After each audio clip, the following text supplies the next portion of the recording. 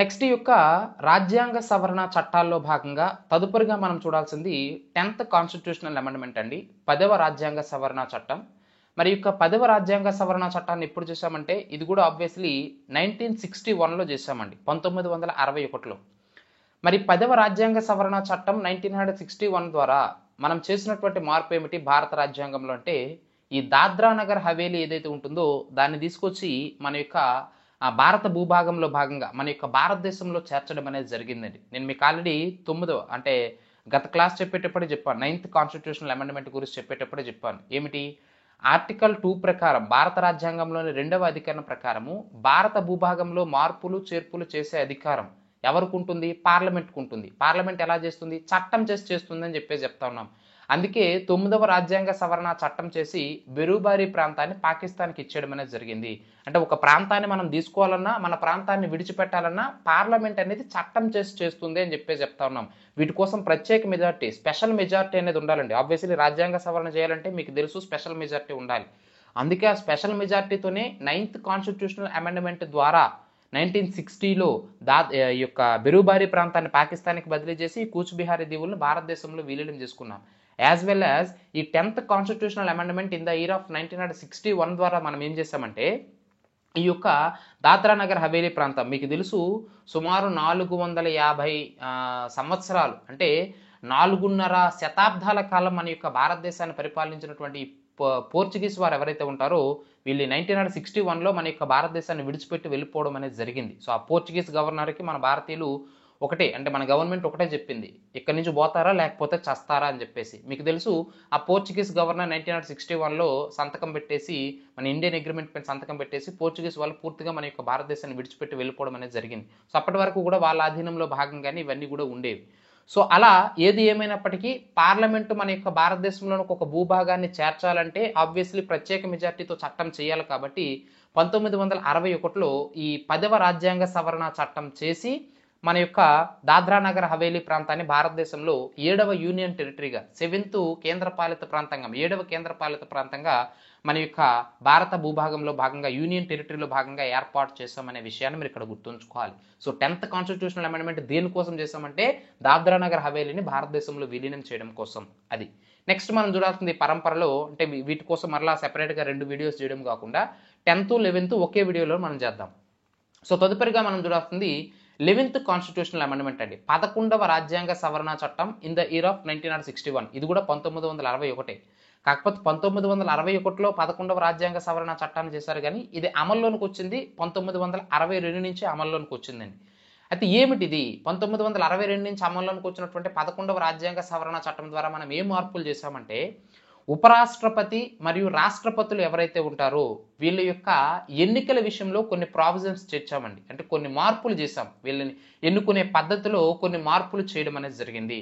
మరి ఏమిటా మార్పులు అంటే మీకు తెలుసు భారతదేశంలో మొట్టమొదటి జనరల్ ఎలక్షన్స్ అంటే మన భారత రాజ్యాంగాన్ని ఆమోదించింది 1949 నవంబర్ 26వ తేదీన. అది అమల్లోనికి వచ్చింది 1950 జనవరి 26వ తేదీన. ఇవన్నీ కూడా మీకు తెలిసినవి, ఇవన్నీ బేసిక్ పాయింట్స్. అయితే మరి భారత రాజ్యాంగం అయితే అమల్లోనికి వచ్చింది కానీ మనకి జనరల్ ఎలక్షన్స్ అయితే జరగలే. రాజ్యాంగ పరిషత్తే ఒక పార్లమెంట్గా వ్యవహరించింది కొంతకాలం పాటు కూడా. మరి ఫస్ట్ జనరల్ ఎలక్షన్స్ అని మనం ఎప్పుడు నిర్వహించాము? 1952లో. అప్పటి వరకు కూడా రాజ్యాంగ పరిషత్తే మనకి పార్లమెంట్గా వ్యవహరించింది అనే విషయం మీకు తెలుసు. అది మరి 1952లో జనరల్ ఎలక్షన్స్ జరిగిన తర్వాత మీకు తెలుసు ఎగువ సభ అయినటువంటి రాజ్యసభ ఏర్పడింది, దిగువ సభ అయినటువంటి లోక్సభ ఏర్పడింది. అయితే నేను ఇక్కడ చెప్పేటటువంటి అంశం ఏమిటంటే 11వ రాజ్యాంగ సవరణ ఇప్పుడు నేను చెప్పినటువంటి స్టోరీ అంతా తరువాత మనం మాట్లాడదాం, కొంతసేపు పక్కన పెట్టండి. ముందు పాయింట్ మాట్లాడదాం. 11వ రాజ్యాంగ సవరణ చట్టం 1961 దేని గురించి తెలియజేస్తుందంటే రాష్ట్రపతి మరియు ఉపరాష్ట్రపతి ఎన్నికలలో చేసినటువంటి మార్పుల గురించి తెలియజేస్తుంది. ఏమిటా మార్పులు అంటే 1952లో సాధారణ ఎన్నికలు జరిగిన తర్వాత 1952 నుంచి 1961 వరకు కూడా రాష్ట్రపతి ఉపరాష్ట్రపతి ఎన్నికలు ఎలా జరిగేవంటే బహిరంగ పద్ధతిని జరిగేవండి. అంటే దాన్ని ఏమంటామంటే వాటిని ఓపెన్ ఎలక్షన్ సిస్టమ్ అని చెప్పేసి చెప్తా ఉంటాం. అంటే లోక్సభ సభ్యుల్ని, రాజ్యసభ సభ్యుల్ని, ఎందుకంటే 1952 జనరల్ ఎలక్షన్స్ జరిగాయి. ఎగువ సభ, దిగువ సభ ఏర్పడ్డాయని ఇప్పుడే చెప్పాను కదా, లోక్సభ, రాజ్యసభలు. సో ఏర్పడ్డాయి కాబట్టి ఆ లోక్సభ సభ్యుల్ని, రాజ్యసభ సభ్యుల్ని అందరినీ కలిపి ఒకే దగ్గర, అంటే ఒక జాయింట్ సెషన్ లాగా ఏర్పాటు చేసి వాళ్ళందరిని ఒకే దగ్గర కూర్చుని పెట్టి ఈ పలానా అభ్యర్థిని ఉపరాష్ట్రపతిగా నిలబెడుతున్నాము, ఈ పలానా అభ్యర్థిని రాష్ట్రపతిగా నిలబెడుతున్నాము, ఎవరెవరికి ఇష్టము, ఎవరెవరు ఆమోదం తెలుపుతున్నారు చేతులు ఎత్తండి అని చెప్తే ఎక్కువ మంది ఎవరికైతే చేతులు ఎత్తుతారో వాళ్ళని ఉపరాష్ట్రపతులుగా, వాళ్ళగే రాష్ట్రపతులుగా నియమించేవారు. సో దీన్ని ఓపెన్ ఎలక్షన్ సిస్టమ్ అని చెప్పేసి చెప్తా ఉంటాం. బహిరంగంగా అందరి ముందు ఎన్నుకునేవారు అనమాట. ఎవరికి ఎక్కువ మంది చేతులు, అంటే ఇప్పుడు మనం క్లాస్లో సిఆర్ నిలబెట్టేటప్పుడు ఈ పలానా రామ్ గారు నిలబెడుతున్నాం, ఈ పలానా తేజ గారు నిలబెడుతున్నాం, ఈ పలానా మురళి గారు నిలబెడుతున్నాం, సో వీళ్ళ ముగ్గురులో ఎవరు మీకు సిఆర్ ఇష్టం చేతులు ఎత్తండి అంటే రాము ఎక్కువ మంది నిలబడాలి అంటే రామే సిఆర్ ఉండాలని చెప్పేసి క్లాస్లో 100 మందిలో ఒక 70 మంది రామ్కి ఎత్తారనుకోండి, సో రామే క్లాస్ సిఆర్గా ఉంటాడు. సో అలా రాష్ట్రపతి, ఉపరాష్ట్రపతులుగా ఎన్నుకునేటప్పుడు 1952 to 61 వరకు కూడా ఈ ఓపెన్ ఎలక్షన్ సిస్టమ్ అనేది ఉండేది అనమాట, ఈ బహిరంగ ఎన్నిక పద్ధతి. అయితే 1961లో వచ్చినటువంటి ఆలోచన ఏమిటంటే, సో ఈ రాష్ట్రపతి, భారతదేశ ప్రప్రథమ పౌరుడిగా వ్యవహరించేటటువంటి రాష్ట్రపతి, ద్వితీయ పౌరుడిగా వ్యవహరించేటటువంటి ఉపరాష్ట్రపతి ఎన్నికలు అనేవి బహిరంగ పద్ధతిలో జరగకూడదు, వీటిని రహస్య పద్ధతిని నిర్వహించాలి. సో దీన్ని సీక్రెట్ బ్యాలెట్ సిస్టమ్ అని చెప్పేసి చెప్తా ఉంటాం. సీక్రెట్, రహస్య ఎన్నిక పద్ధతి అని చెప్పేసి దీన్ని ప్రవేశపెట్టాలని చెప్పేసి భావించారు. సో అందుకోసమే ఆ రహస్య ఎన్నిక పద్ధతిని ప్రవేశపెట్టడం కోసమే ఈ యొక్క 11వ రాజ్యాంగ సవరణ చట్టాన్ని 1961లో చేసి 62 నుంచి మనం అమల్లోనికి తీసుకురావడం అనేది జరిగింది. సో ప్రస్తుతము రాష్ట్రపతుల్ని, ఉపరాష్ట్రపతుల్ని మనం ఎలా ఎన్నుకుంటున్నామంటే సీక్రెట్ బ్యాలెట్ సిస్టమ్, రహస్య ఎన్నిక పద్ధతి ద్వారా మనం ఎన్నుకోవడం అనేది జరుగుతుంది. మీకు తెలుసు, దాని తర్వాతనే ఎలక్టోరల్ కాలేజ్ అనేది వచ్చింది. ఎలక్టోరల్ కాలేజ్, రాష్ట్రపతి, ఉపరాష్ట్రపతులను ఎన్నుకునేటువంటి ఎన్నికల గణాన్నే ఇంగ్లీష్లో ఎలక్టోరల్ కాలేజ్ అంటాం. ఎలక్టోరల్ కాలేజ్నే తెలుగులో ఏమంటాం, ఎన్నికల గణం. మరి ఇది రెండు కూడా డిఫరెంట్గా ఉంటాయి. ఇప్పుడు ఉపరాష్ట్రపతి ఎవరైతే ఉంటారో వైస్ ప్రెసిడెంట్ని ఎన్నుకునేటప్పుడు కేవలము పార్లమెంటు సభ్యులు, ఎన్నుకునే సభ్యులు మాత్రమే ఎలక్టోరల్ కాలేజీలు, ఎన్నుకునే సభ్యులు ప్లస్ నామినేటెడ్ సభ్యులు ఇద్దరూ భాగంగా ఉంటారండి. చాలా చాలా ఇంపార్టెంట్. ఉపరాష్ట్రపతిని ఎన్నుకునేటటువంటి ఎలక్టోరల్ కాలేజీలో సభ్యులు ఎవరయ్యా అంటే పార్లమెంట్లో ఎగువ సభ మరియు దిగువ సభ రెండింటికి కూడా ఎన్నిక కాబడినటువంటి సభ్యులు ప్లస్ నామినేట్ చేయబడినటువంటి సభ్యులు, బోత్ మెంబర్స్ అనేవారు ఉంటారండి. సో అలా లోక్సభకి, రాజ్యసభకి రెండింటికి కూడా ఎన్నిక కాబడినటువంటి సభ్యులు ప్లస్ నామినేటెడ్ సభ్యులు ఉంటారు, ఎంపీలు అనేవారు ఉంటారు. ఇక్కడ విధానసభ ఎమ్మెల్యేలు అనేవారు ఉపరాష్ట్రపతి ఎన్నికల్లో పాల్గొరండి. సో కాబట్టి వైస్ ప్రెసిడెంట్, ఉపరాష్ట్రపతి యొక్క ఎన్నికల్లో పాల్గొన్నటువంటి ఎన్నికల గణంలో సభ్యులు ఎవరయ్యా అంటే పార్లమెంట్లోని ఉభయ సభల్లో ఉన్నటువంటి ఎన్నిక కాబడిన మరియు నామినేట్ చేయబడిన సభ్యులు ఉంటారనే విషయాన్ని మీరు ఇక్కడ బండ గుర్తుంచుకోవాలి.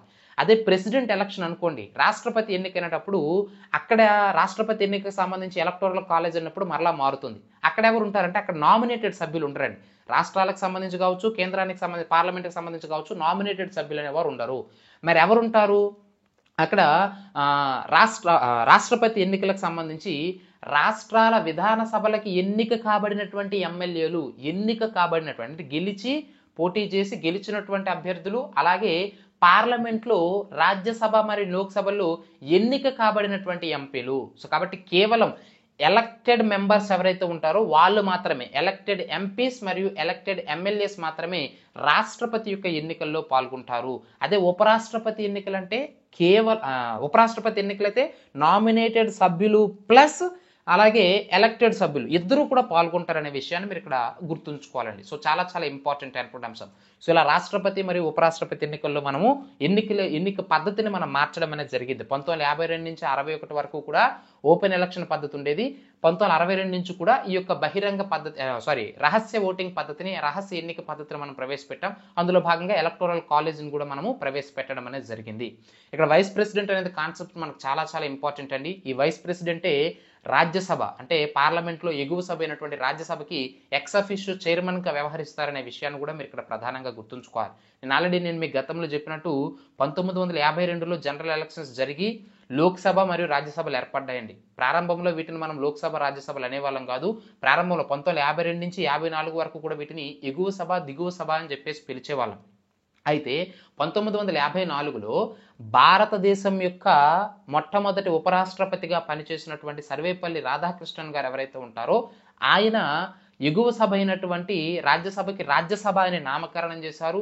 అలాగే గణేష్ వాసుదేవ మౌలాంకర్, జీవి మౌలాంకర్ అని చెప్తా ఉంటాం, ఆయన దిగువ సభకి లోక్సభ అని నామకరణం చేయడం అనేది జరిగిందండి. సో ఇలా 1954 నుంచి కూడా వీటిని రాజ్యసభ లోక్సభ అని చెప్పేసి పిలుస్తూ ఉన్నాం. అంతకుముందు వాటిని ఎగువ సభ దిగువ సభ అని చెప్పేసి మనము డైరెక్ట్గా పిలిచేవాళ్ళం.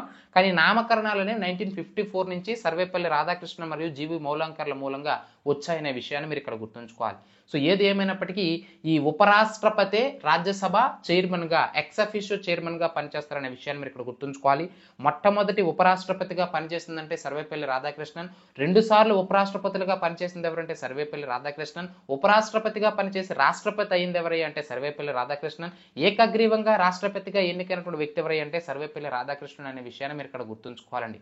అలాగే ఈ ఉపరాష్ట్రపతి ఎన్నిక గురించి ఇప్పుడు మనం చెప్పామే, ఈ ఉపరాష్ట్రపతి ఎన్నిక గురించి తెలియజేసే అధికారం ఏమిటి అంటే ఆర్టికల్ 66 అనేటువంటి విషయాన్ని మీరు ఇక్కడ ప్రధానంగా గుర్తుంచుకోవాలండి. సో ఏదేమైనప్పటికీ కూడా ఈ రాష్ట్రపతి ఉపరాష్ట్రపతి ఎన్నికల విషయంలో ఆ ప్రావిజన్స్ ని చేంజ్ చేస్తూ ఎన్నికల ప్రక్రియ విధానాన్ని మారుస్తూ చేసినటువంటి సవరణే ఈ యొక్క 11వ రాజ్యాంగ సవరణ చట్టం ఇన్ ద ఇయర్ ఆఫ్ 1961 అమల్లోకి వచ్చింది 1962 అనే విషయాన్ని మీరు ఇక్కడ ప్రధానంగా గుర్తుంచుకోవాలండి.